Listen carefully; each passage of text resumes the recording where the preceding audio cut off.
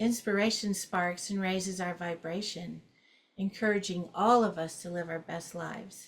It is my pleasure to welcome our speaker for this evening, Norma Turner.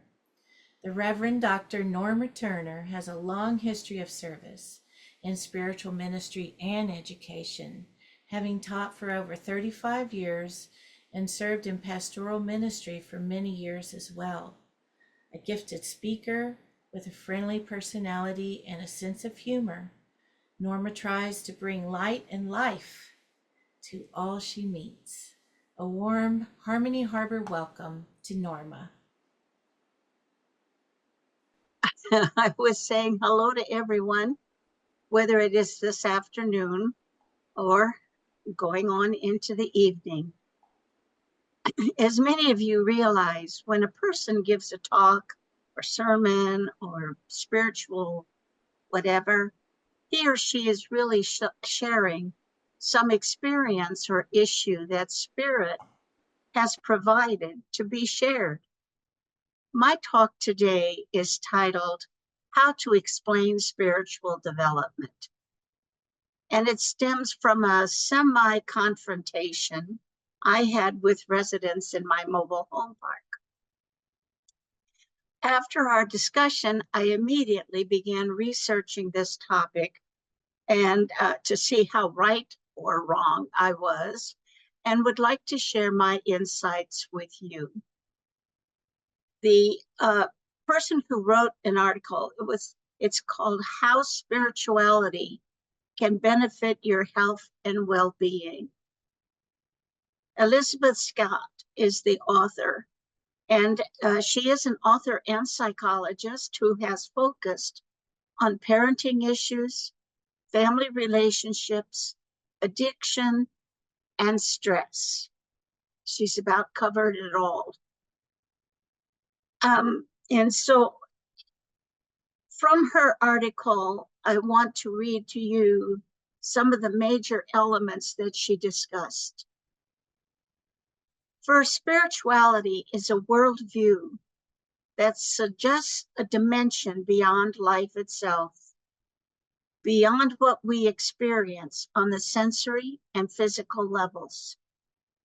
In practice, this might entail religious or cultural practices and beliefs surrounding a higher being, connection with others and the world as a whole, and or the pursuit of self-development.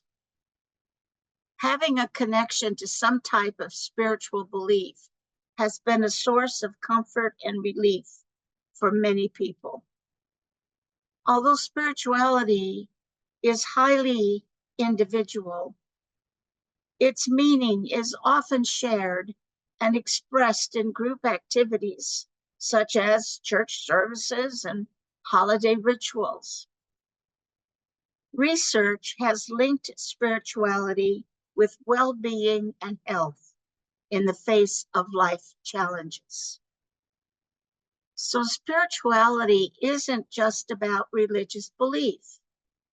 It's about connecting with something outside of yourself that brings meaning and connection to your life.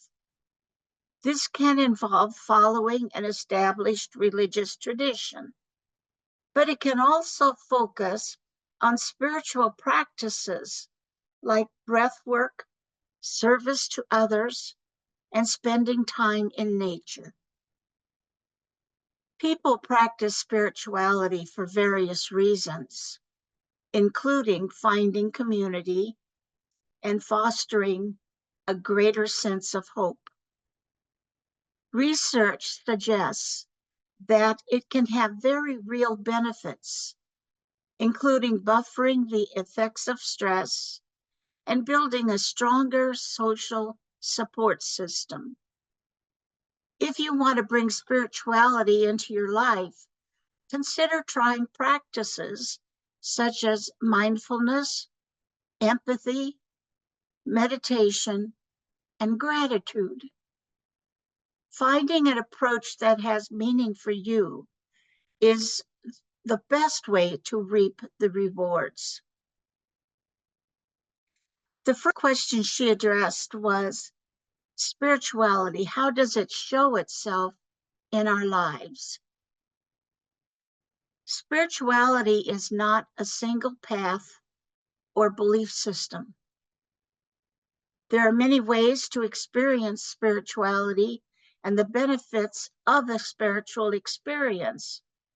How you define spirituality will vary. For some people, it's the belief in a higher power or a specific religious practice. For others, it may involve experiencing a sense of state or a sense of interconnectedness with the rest of humanity and nature. Some characteristics of spirituality can include the following: asking deep questions about topics such as suffering or what happens after death, deepening connections with other people, experiencing compassion and empathy for others, experiencing feelings of interconnectedness. Spirituality can also include feelings of awe and wonder, seeking happiness beyond material possessions or other external awards, seeking meaning and purpose, or wanting to make the world a better place. Not everyone experiences or expresses spirituality in the same way. Some people may seek spiritual experiences in every aspect of their lives, while others may be more likely to have these feelings under specific conditions and in certain locations. For example, some people may be more likely to have spiritual experiences excuse me, in churches or in other religious temples, while others might have these feelings when they're out enjoying nature. What are the different types of spirituality? There are many. You might try to get in touch with your own sense of spirituality through breath work, meditation or quiet time, New Age spirituality, prayer, service to your community, spending time in nature, spiritual retreats, and yoga. Other people express their spirituality through religious traditions such as Buddhism, Christianity, Hinduism, humanism, Islam, Judaism, Sikhism, and the list can go on and on. She didn't write that, I'm adding it. So why is spirituality so diverse? It is important to remember that there are many other spiritual traditions that exist throughout the world, including traditional African and indigenous spiritual practices. Such spiritual practices can be particularly important to groups of people who have been subject to the effects of colonialism. So why do we worry about this? People often turn to spirituality to first find purpose and meaning. Exploring spirituality can help people find answers to philosophical questions such as, what is the meaning of life? And what purpose does my life serve? Also, to cope with feelings of stress, depression, and anxiety.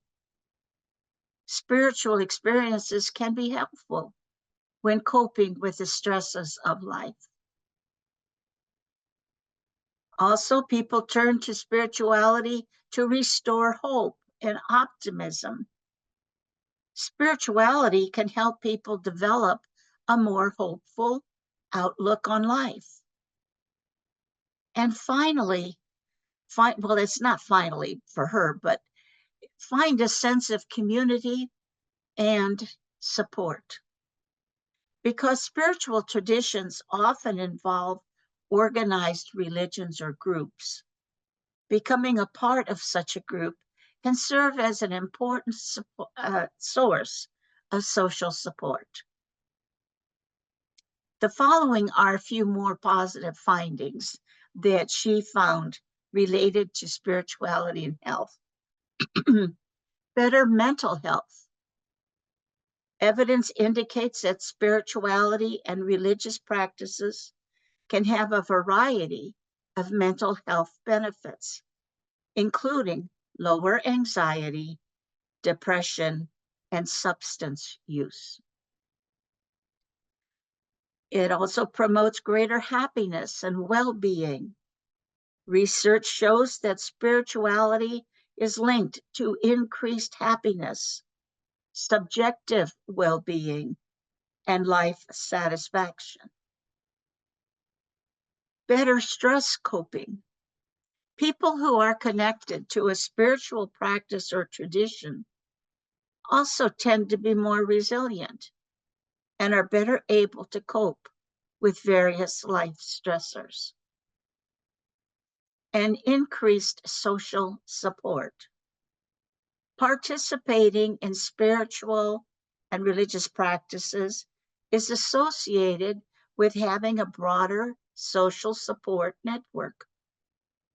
This, along with other research, demonstrates that there may be tangible and lasting benefits to maintaining involvement with a spiritual community. This involvement, along with gratitude that can accompany spirituality, can be a buffer against stress and is linked to greater levels of physical health. Dedication to God or a higher power translated into less stress reactivity, greater feelings of well-being, and ultimately even a decreased fear of death. People who feel comfortable and comforted using spirituality as a coping mechanism for stress can rest assured that there's even more evidence that this is a good idea for them. Prayer works for young and old alike. Prayer and spirituality have been linked to better health and greater psychological well-being. And for her conclusion, she asked, just think what a greater world, what a more pleasant world this would be if we had less depression, less hypertension, less stress, even in difficult times, more positive feelings, and the ability to handle stress. Stress, as you can tell, stress is one of the main topics of most of this author's writings. So in conclusion to her, for her work, following spiritual or pursuing spirituality development is important for all aspects of our being. And yet, if you talk to many people, they don't even recognize spirituality as one of the 5 basic elements of being human. As I said earlier, my talk itself is based on how do you have to explain spiritual development. I began thinking about spirituality in a pragmatic way because as a concept, I feel that we often really don't know what we're talking about. We use language that really has no meaning for us. Or perhaps we might set limitations on spirituality, dismissing many forms, types of spiritual growth simply because this is not how we do it. Having taught high school and adults for years, when I became interested in a subject, I tended to seek a way to explain it to others because you never know when these things are going to come up, especially teaching classes in religious studies and philosophy. Sometimes I use a word without really understanding it. So my goal is always to understand something in such a way that I can explain it to others and be correct in what I'm saying.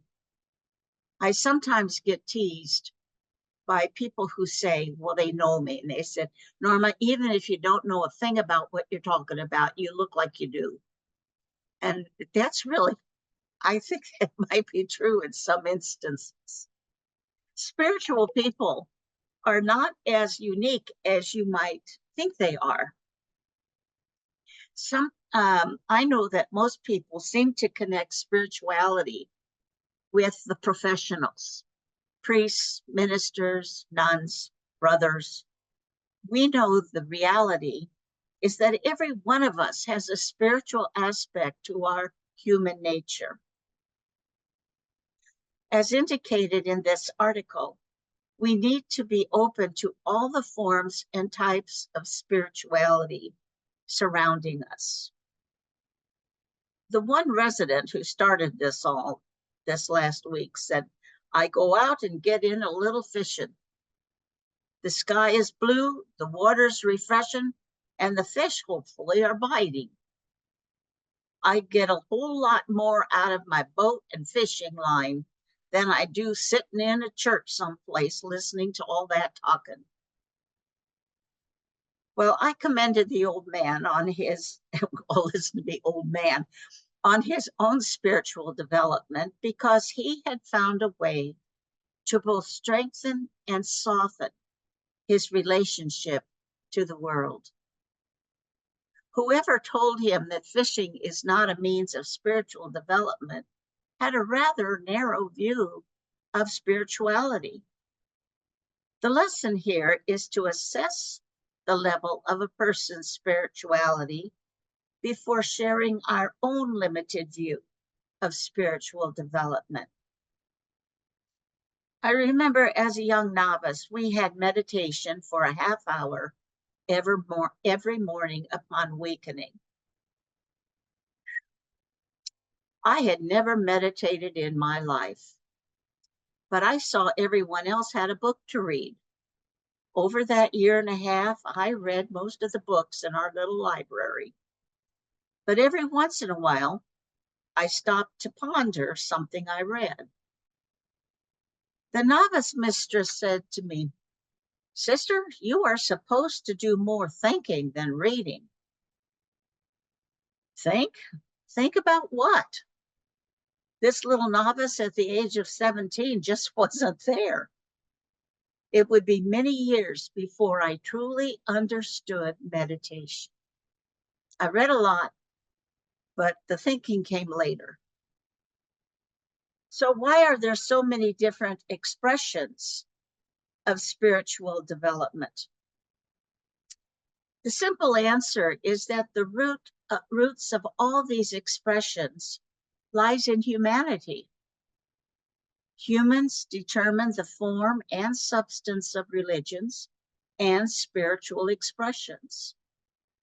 I think most of us are quite interested in the diversity and singular expressions of food, dress, languages, homes, and work lives of all the people on this planet. Some of us have had the pleasure of traveling to other countries to learn about the differences and expand our understanding of human nature. Although we realize how many differences exist in human societies, we also realize that we have some commonality. Now, when talking about human societies, I am also including all those human societies that are struggling to survive, living amidst war and oppressive circumstances, and who are put down, shamed, and made into failures. Those societies remind us that those experiences are also part of the human condition. When on an individual basis, such as a child living in an abusive home, or the people in Sudan whose lives are miserable and threatening. Think of your own families, those that are doing quite well, some that are fine, but sometimes need a little help when a crisis occurs, and still others that you would like to take over and straighten out. I truly believe in an insight I received once from a talk that Father Matthew Fox gave. Let go and let God. Do we sometimes make distinctions on what circumstances we'll let go and let God?